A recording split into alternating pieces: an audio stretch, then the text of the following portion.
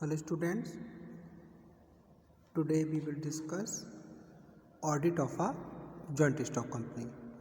आज हम एक संयुक्त स्कंद कंपनी का ऑडिट कैसे करते हैं उसको डिस्कस करेंगे। देखिए, किसी भी सार्वजनिक कंपनी के memorandum of association, article of association, prospectus, ये तीन महत्वपूर्ण प्रलेख होते हैं जो उस कंपनी के उद्देश्य, आंतरिक व्यवस्था के क्रियान्वयन का तरीका और अपने सदस्यों के संबंधों का ब्यौरा प्रस्तुत करते हैं। इसलिए एक ऑडिटर को ऑडिट वर्क करने से पहले इन सभी प्रलेखों का बहुत बारीकी से अध्ययन करना चाहिए, अन्यथा वह त्रुटि की दशा में स्वयं जिम्मेदार होगा।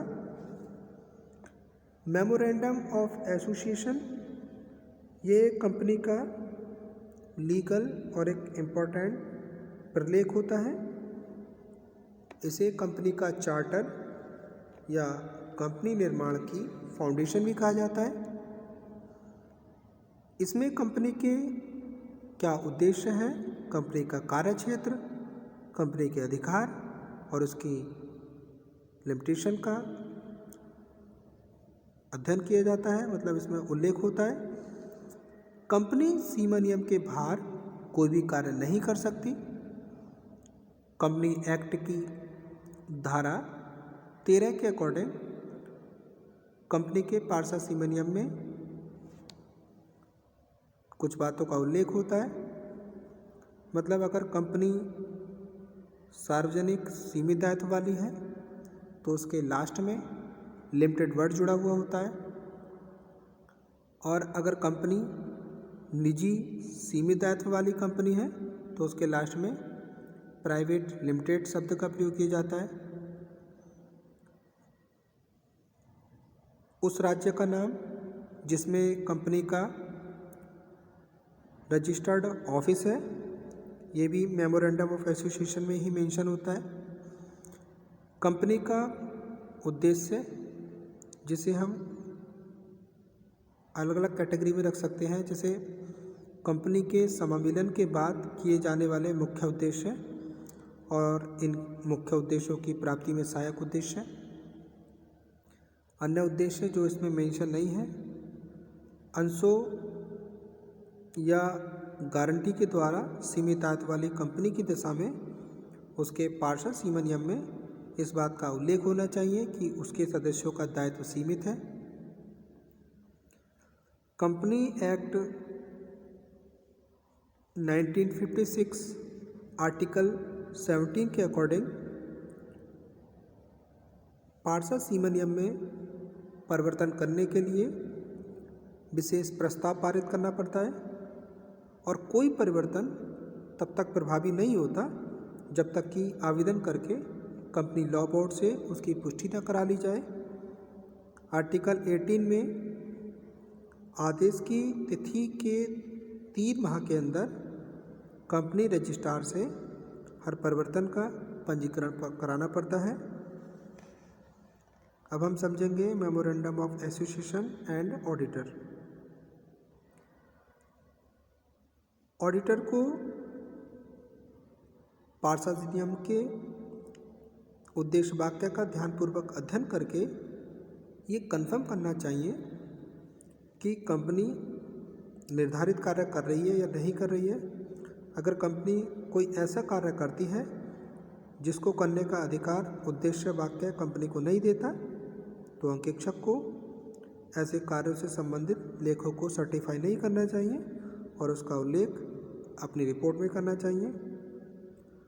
उसे पूंजी वाक्य का अध्ययन करके ये देखना चाहिए कि कंपनी ने अधिकृत पूंजी की सीमा तक अंश पूंजी का निर्गमन किया, क्योंकि कोई भी कंपनी ऑथराइज्ड कैपिटल से अधिक अंश इशू नहीं कर सकती, मतलब अंश पूंजी इशू नहीं कर सकती। अगर ऑथराइज्ड कैपिटल को बढ़ाया गया है तो ऑडिटर को देखना चाहिए कि सभी वैधानिक कार्यविधियां पूरी कर ली गई हैं। पूंजी परिवर्तन के लिए कोई विशेष प्रस्ताव पास हुआ हो तो ऑडिटर को उसकी कार्बन कॉपी प्राप्त कर उसका अध्ययन करना चाहिए। ऑडिटर को ऐसे अन्य प्रोविज़न को भी नोट कर लेना चाहिए जो कंपनी के लेखों को प्रभावित करते हों।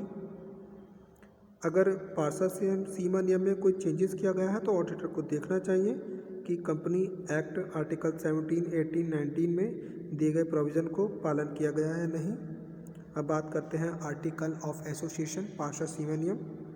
पार्षद सीमा नियम कंपनी का दूसरा महत्वपूर्ण प्रलेख होता है जिसमें कंपनी को प्रॉपर वे में चलाने के लिए और पार्षद सीमा नियम के अकॉर्डिंग जो उद्देश्य कार्य हैं, जैसे कंपनी के दैनिक कार्य व्यवस्था संबंधी नियम, सदस्यों के साथ उनका संबंध, उनके उत्तरदायित्व, सदस्यों के आपसी संबंध, तो इनकी पूर्ति के लिए बनाए जाने वाले नियम और उपनियमों का इसमें उल्लेख होता है। अगर एक सार्वजनिक कंपनी अपने अंतर्नियम नहीं बनाती तो उसे तालिका ए में दिए गए प्रावधानों का पालन करना होता है। कंपनी एक्ट आर्टिकल 30 के अकॉर्डिंग अंतर्नियमों को छपा हुआ पैराग्राफों में बटा हुआ होना चाहिए। इस पर उन सभी व्यक्तियों के सिग्नेचर होने चाहिए जिन्होंने पार्षद सीमा नियम पर साइन किए थे और हर साइन की कम से कम एक व्यक्ति द्वारा पुष्टि होना आवश्यक है। आर्टिकल 31 के अकॉर्डिंग पार्षद सीमा नियमों को एक विशेष प्रस्ताव पास करके बदला जा सकता है, लेकिन यदि सार्वजनिक कंपनी को निजी कंपनी में चेंज करना हो तो इसके लिए सेंट्रल गवर्नमेंट से परमिशन लेना जरूरी होता है। अगर सेंट्रल गवर्नमेंट परिवर्तन की सहमति देता है तो 1 महीने के अंदर इसकी सूचना उसको दे देनी चाहिए और अधिनियम की धारा 39 के अकॉर्डिंग पार्षद सीमा नियम में परिवर्तन की नकल हर सदस्य को भेजी जानी चाहिए। अब बात करें article of association and auditor, तो इसमें पार्षद अंतर्नियम के अंकेक्षण के संबंध में कुछ बातों का ध्यान रखना चाहिए, जैसे अंश पूंजी का निर्गमन, उसका विभाजन, अंशों के आवंटन, याचनाओं, हरण और पुनर्निर्गमन संबंधी नियमों की जानकारी, अंशों के हस्तांतरण से संबंधित नियम, याचनाओं के मांगे जाने की डेट या जो एडवांस मिल गया है उन याचनाओं पर क्या ब्याज ड्यू करा जाएगा या अदत्त याचनाओं पर बकाया ब्याज और ब्याज की दर, संचालकों की संख्या, उनकी योग्यता, अधिकार, कर्तव्य, पारिश्रमिकों की जानकारी, कंपनी के विभिन्न अधिकारियों की नियुक्ति, पद से हटाना, उनके अधिकार, कर्तव्य और पारिश्रमिकों की जानकारी प्राप्त करना, संचालकों एवं अंशधारियों की सभा, उनके मतदान का अधिकार, लेखों एवं अंकेक्षण से संबंधित नियमों की जानकारी प्राप्त करना, लेखों को तैयार करने में, उनको रखने में संबंधित नियमों की जानकारी प्राप्त करना। ऑडिटर को कंपनी के पार्षद अधिनियम की गहनता से जांच करनी चाहिए और किसी भी कमी के लिए वह दोषी होगा। Leeds States Building and Investment Society Limited बनाम सेफर्ट के मामले में ये डिसीजन लिया गया था कि कोई ऑडिटर अपने बचाव में ये नहीं कह सकता कि उसने पार्षद अंतर्नियम की विद्यमानता की जानकारी रखते हुए भी उसका अवलोकन नहीं किया है। अब हम बात करते हैं प्रॉस्पेक्टस फिर विवरण की। तो देखिए, प्रॉस्पेक्टस एक ऐसा प्रपत्र होता है जिसके माध्यम से कंपनी अपने शेयर और डिवेंचर को परचेज करने के लिए पब्लिक को इनवाइट करती है। प्रॉस्पेक्टस कंपनी का एक रिटर्न में और एक इम्पोर्टेंट प्रलेख होता है जिसके बेसिस पर आवेदक वास्तव में अंश और ऋणपत्र खरीदता है। प्रॉस्पेक्टस कंपनी का एक ऐसा दर्पण होता है जिसमें कंपनी के उद्देश्य, लक्ष्य और सफलता की संभावनाएं प्रतिबिंब होती हैं। ये एक ऐसी पुस्तिका के रूप में जनता को इशू किया गया एक स्टेटमेंट है जिसमें कंपनी की भावी प्रगति को दिखाया जाता है ताकि जनता कंपनी के अंश और ऋणपत्रों को खरीदने के लिए प्रेरित हो। इस प्रॉस्पेक्टस में आर्टिकल 56 में मेंशन रिपोर्ट को शामिल किया जाता है। अब हम बात करते हैं फिर विवरण और अंकेक्षक की। तो प्रॉस्पेक्टस कंपनी का एक महत्वपूर्ण प्रलेख है जिसके बेसिस पर पब्लिक उस कंपनी के शेयर और डिवेंचर परचेज करती है। इसीलिए ऑडिटर को इसे ध्यानपूर्वक पढ़ना चाहिए और कुछ बातों का ध्यान रखना चाहिए। ऑडिटर को देखना चाहिए कि पार्षद सीमा नियम और अंतर नियमों की व्यवस्थाओं का इसमें कोई उल्लंघन तो नहीं किया गया है।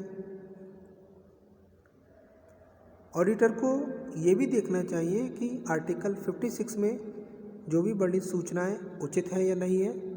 यदि कोई गलत तथ्य है या कोई सूचना प्रमाण में दी गई है तो उसके लिए अंकेक्षक उत्तरदायी नहीं हो सकता, बशर्ते वह उन्हें अंशधारियों के सामने अगर पेश कर दे तो। प्रारंभिक राशि की जांच करनी चाहिए। प्रारंभिक व्यय की राशि जो है उसकी जांच करनी चाहिए। अंशों के निर्गमन संबंधी नियम जैसे एप्लीकेशन, अलॉटमेंट या जो कॉल होती हैं इनकी जांच करनी चाहिए। अंशों के विभिन्न प्रकार और संचालकों के संबंध में जानकारी लेनी चाहिए। विक्रेताओं के साथ किए गए अनुबंधों का विवरण प्राप्त करना चाहिए। अंशों पर अभिगोपन, कमीशन और जो दलाली की राशि है उसकी जांच करनी चाहिए। प्रबंधकों की नियुक्ति किस प्रकार की जाती है, कर्मचारियों को कितना पारिश्रमिक दिया जाता है, इन सब की जांच करनी चाहिए।